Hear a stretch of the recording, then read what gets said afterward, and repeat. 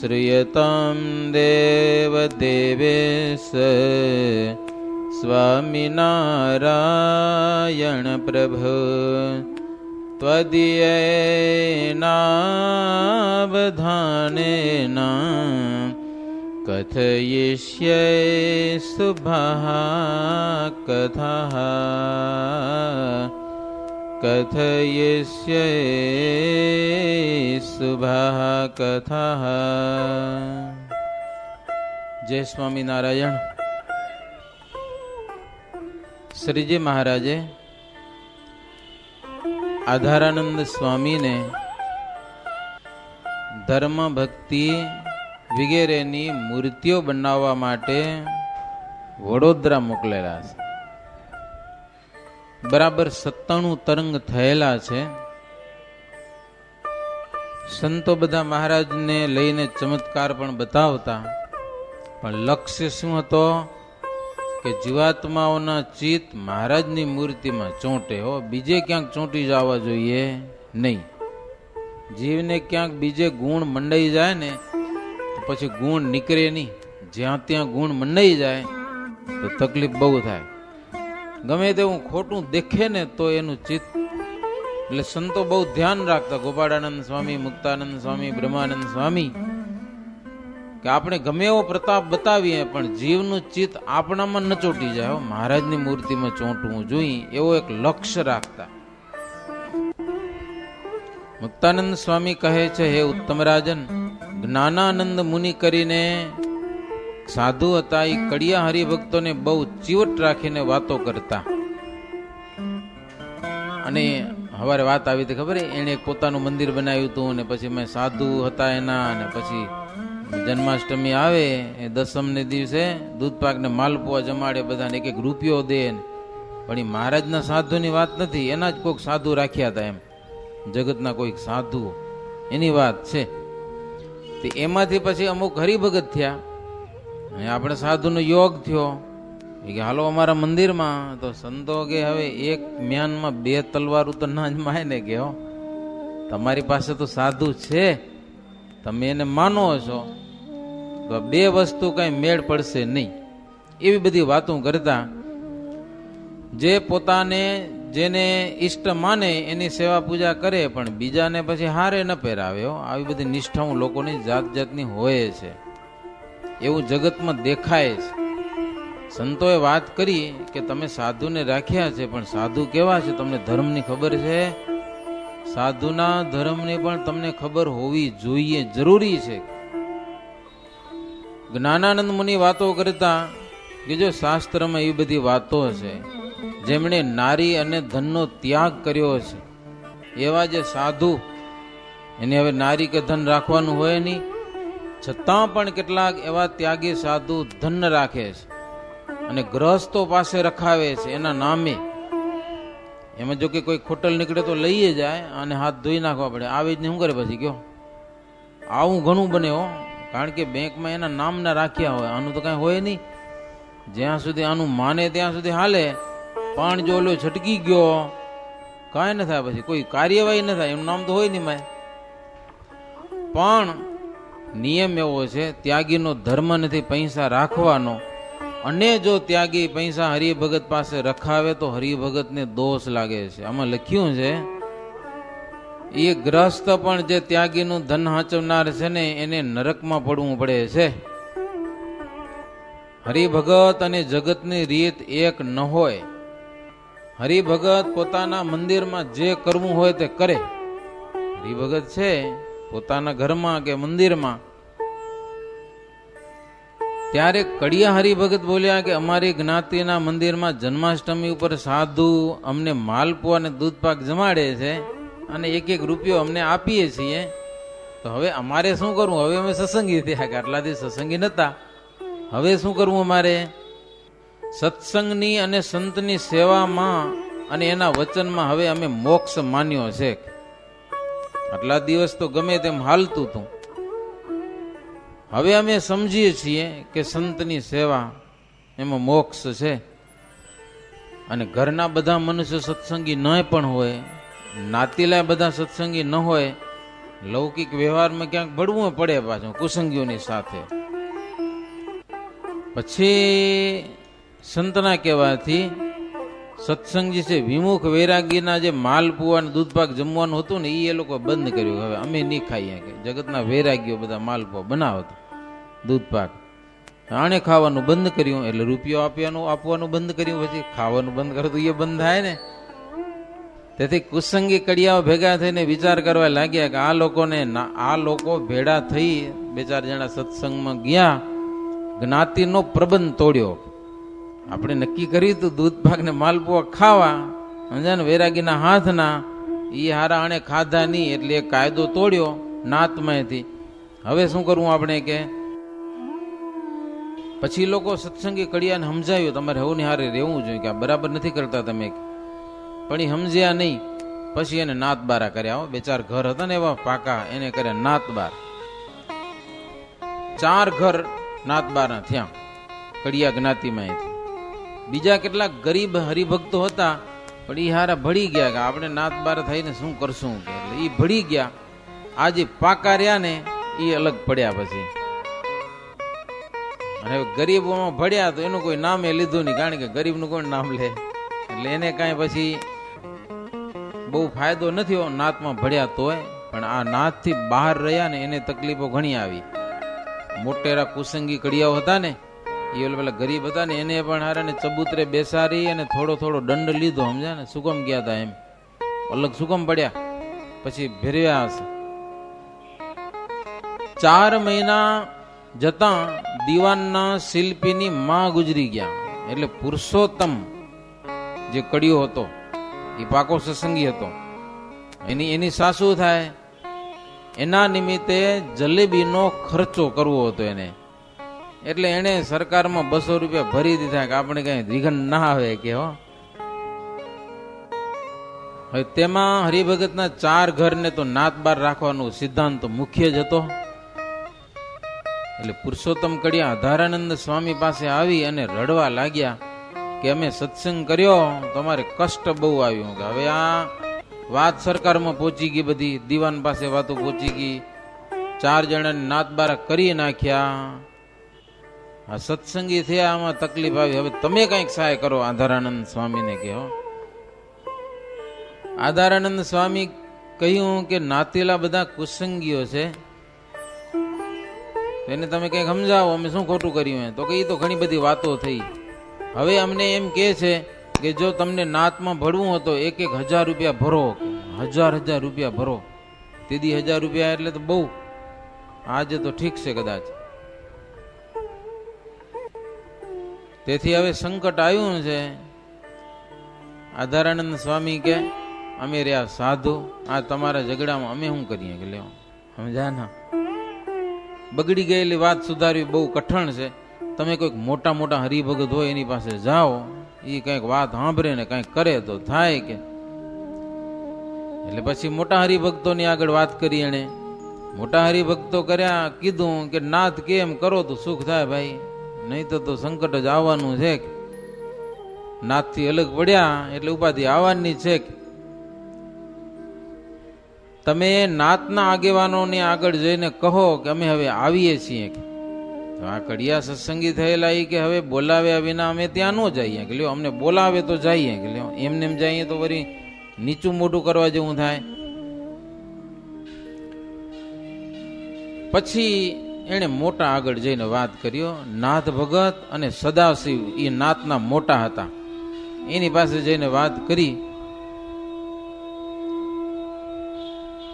અને એને કીધું કે નાતના પ્રબંધને નાતને પૂછ્યા વિના એ તોડે છે. હવે નાતીલા અમે એને અમારા નાતના માનતા નથી કે બધા, એ ના પાડી દીધી, મોટાને ના પાડી દીધી હો, એના નાતીલા હોય. એ કે જો કે અમારા નાતીલા સંબંધિત છે, અમને એના ઉપર હેત પણ છે, પણ અમારી ઇજ્જતને માટે હવે એને રૂપિયા તો એની પાસે લેવા પડે હો, તો જ થાય. કે નકો એમને એમ કઈ મેળ ન પડે. જોકે કઈ અમારે રૂપિયા ખાઈ નથી જવા નાતીલાઓ, કે જ્ઞાતિની સમાજવાડીમાં જે રૂપિયા ભરવાના રહેશે. અને અમે એને બોલાવશું નહીં પાછા, કે સામેથી આવે તો થાય. ઓલ્યા કે અમને બોલાવે તો જાય ને, આ કે એ સામેથી આવે કે આમાં અટક્યું કામકાજ બધું. ઓલા કે બોલાવે ન જાય, એ કે બોલાવે વિના આવશે તો પણ અમે દૂર બેસારીશું, નાદ જમી જાય પછી બેહારી લો, તો હવે નાદમાં ભેરવ્યા કેમ કહેવાય ગયેલો. બોલાવે વિના આવશે ને તોય પણ નાદ જમી જાય પછી એને બેહારશું, જમાડીશું. અને અમે એની સાથે બોલવાના નથી. નાતીલાઓ બધા કે એની હવે અમે અબોલા, બસ બોલશું નહીં. નાત વચ્ચે આવીને કહે, અને જો આખી નાત એની નિર્દોષ કહે એવું હોય તો તમે એને જઈને કયો કે માફી માગે આખી નાતની. તો એટલે સદાશિવને નાથ ભગત હતા ને કે તમે સત્સંગી છો, અને એ સત્સંગી છે, સત્સંગીનું માનશે કે આવી કંઈક વાત કરો તમે એને. ત્યારે હરિભક્તો બધા તેને જઈને કીધું, પણ એ માન્યા નહીં હો, એમ અમે ન જઈએ એની પાસે. એટલે એ વાત અટકી ત્યાં કને. સત્સંગ નિમિત્તે અમે આવું કર્યું છે કે કડિયા હરિભક્તો કે અમને આ સત્સંગમાં તકલીફ આવી છે, અમે હવે નાતીલાને શ્રેષ્ઠ માનતા નથી. સંત અને હરિભક્તોને શ્રીજી મહારાજને અમે સર્વશ્રેષ્ઠ માનીએ છીએ. મહારાજની ઈચ્છા હશે તો દુઃખ દૂર થશે, નહીતર ગમે એવા સંકટમાં રહીને સત્સંગ કરશું તો જન્મ મરણ તો મટશે અમારું. કે બીજું ગમે તેમ થાય એ મક્કમ રહ્યા પાછા કે નાથ પાસે જઈને માફી શું કામ માગી, અમે ખોટું શું કામ કર્યું, સત્સંગ કર્યો એટલું જ કર્યું છે ને. વૈરાગીના હાથના દૂધ પાકને માલપુઆ ન ખાધા એટલું જ ખોટું કર્યું, બીજું કર્યું એક. અમે અધર્મ શું કર્યો, પાપ કર્મ શું કર્યું એક. એટલે હવે એમને નાથને હાથ જોડવાના નથી. જો બને તો શ્રીજી મહારાજ અમારી સહાય કરશે કે લ્યો એ દુઃખ દૂર કરશે. એવો એક નંદલાલ નામનો કડિયો, એને અચળ દઢાવો પણ પુરુષોત્તમ વિકળ થઈ ગયો કે નાત વિના હવે કેમ કરશું કે હંમેશા એને ભેગા જમતા, અને હવે સારું જમવાનું બંધ થશે, આવતીકાલે જ બધા એ લાડવા ખાશે ને આપણે રહી જશું કે લ્યો.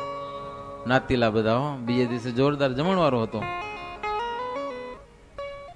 ત્યારે ઓલ્યો પુરુષોત્તમ કે નાત ને નાખો ને હવે કે એમાં એકેય જાતનો ધર્મ નથી કે નાતમાં અધર્મીય બધા ધર્મને કઈ માનતા નથી. હવે આપણે એમ ભળવામાં શું ફાયદો, એના ભેગા બેને લાડવા ખાવામાં શું ફાયદો કે એમ ઘણી બધી વાત કરી. ઈ કે આ તો ફાયદો થયો છે, ભગવાને આપણને વટલતા અટકાવ્યા છે. એમ બધું વટલવા જેવું છે કે નાથમાં કે લ્યો, આ તો ભગવાને આપણે અટકાવ્યા છે, લાભ માનો કે હારો અમાક. હવે તો આપણે કાયર થાવું નહીં કે શ્રીહરિ તથા સંતનો વિશ્વાસ રાખી, અને એટલી વાત તો નક્કી છે કે ભગવાન છે એ કુસંગીની સહાય તો નહીં જ કરે, એ વાત નક્કી છે. આપણે સત્સંગ કરશું ને તો આપણે ભલે 4 જણા હશું ને એ ભલે 40 જણા હોય કે 400 જણા હોય, પણ ભગવાન આપણી પક્ષમાં છે.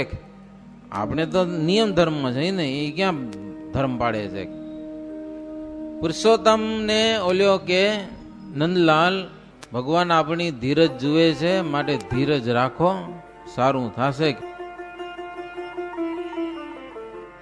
તોય પુરુષોત્તમ કે બધી નાત કાલે જમશે આપણને મૂકીને પકવાન, પછી આપણે તો જીવ્યા ન જીવ્યા જેવું થશે કે પણ ઓલો દયાળજી કે નંદલાલ કે કાંઈ ચિંતા ન કરો,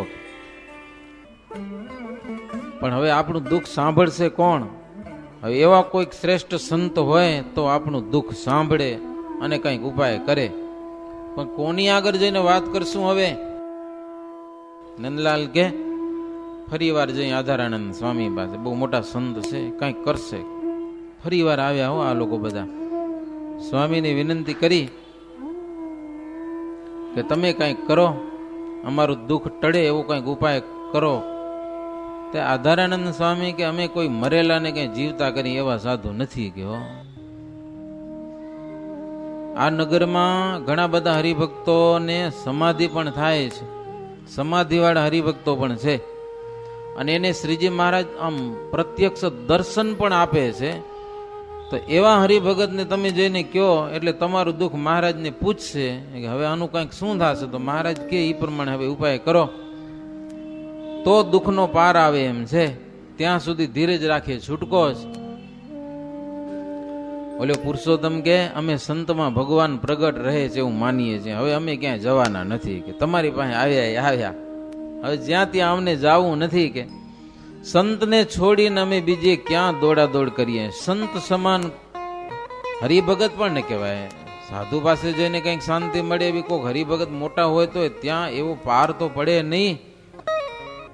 પછી આધારાનંદ સ્વામીને દયા આવી ગઈ, હવે કંઈક કોશિશ કરું લ્યો, હવે મહારાજ સંભાળીને જો કંઈક પતી જાય તો શ્રીહરિની ઈચ્છા હશે એમ થશે એમ કહી અને આધારાનંદ સ્વામી એક ઈશ્વર નામનો એક હરિભગત એને સાથે લઈ, કારણ કે એકલા સાધુ ન જવું મહારાજની આજ્ઞા હતી, હો જ્યાં જાઓ એક હરિભગતની ભેળો લઈ જાઓ. એટલે પછી ઈશ્વર નામ એક હરિભગતને સાથે લઈ અને નારૂપંથ નાના પાસે ગયા. એ સત્સંગી અને સયાજીરાવ સરકારનો દિવાન, એ ધારે તો બધું કરી શકે ને એમ. નારૂપંથ નાના પાસે ગયા આધારાનંદ સ્વામી. નારૂપંથે ઉઠીને હાથ જોડ્યા સ્વામીને, સ્વામી પધારો પધારો, સત્કાર કર્યો, અમારા ભવનને તમે પાવન કર્યા. ત્યારે આધારાનંદ સ્વામી કે તમારે જેવું કામ પડ્યું છે એટલા માટે ખાસ આવ્યા છીએ. બોલો ને સ્વામી. તો કે હરિભગત કડિયાના 4 ઘરને કુસંગી કડિયાઓએ નાત બાર મૂક્યા છે, અને 4 ઘર નાતમાં જઈને બેસે એવી તમે કંઈક એમની લાજ રાખો, કંઈક કરો. ત્યારે નારૂપંથ કે સ્વામી કડિયા હરિભગતની વાત બધી બગડી ગઈ છે, સરકાર સુધી વાત પહોંચી ગઈ છે. કદાચ અમે જઈને કહીએ ને તો સરકારને એમ થાય કે આ કાંઈક લાંચ લીધી હશે, તો એ ઉપાધિ છે પાછી, એમ કહેવા જઈએ તો. અમે કદાચ કરી સરકારને વાત કરીએ તો કે આ લાંચ લીધી હશે. લ્યો, સરકારમાં તો પૈસા બધાને ખપે, સમજાય કે નહીં? એવું બધું છે. આપણું મન સારું હોય પણ એને વેમ જાય, હવે શું કરવું કયો? નારૂપંથ કે હો, કારણ કે સરકાર કો કે સરકારી માણસો કો એ હારે રૂપિયાને દેખે, રૂપિયા એને કોઈ કામ કરતા નથી. રૂપિયા ઉપર જ બધી રમતો રમાય છે દુનિયામાં, જ્યાં જાઓ ત્યાં. મરી ગયેલી વાતને પણ રૂપિયા જીવતી કરી નાખ્યો. હો, હાવ મરી ગઈ વાત, પણ રૂપિયા જો આવે ને તો વાત જીવતી થઈ જાય. લ્યો, આવું બધું છે. મુનિ કે જ્યારે રૂપિયાથી થાય તો તમે શું કર્યું કહેવાય? કે તમે આવા મોટા માણસ છો, સત્સંગી છો, હરિભગતની કાંઈક તો સહાય કરો. રૂપિયાથી જ જો વાતું થતી હોય, આવા સામાન્ય ગરીબ હરિભગત રૂપિયા તમને લેવા હોય તો તમે કર્યું શું કહેવાય? કે તમે શું કર્યું કહેવાય?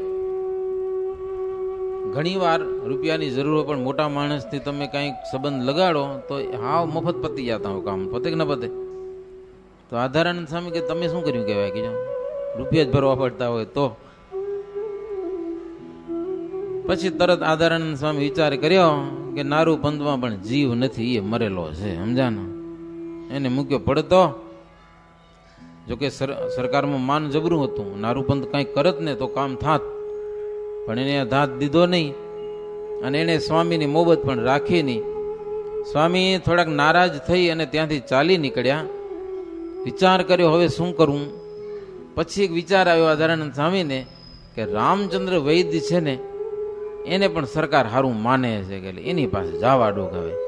એટલે સીધા રામચંદ્ર વૈદ્ય પાસે ગયા. કોમળ અંદરના વૈદ્ય સારા હતા એમ.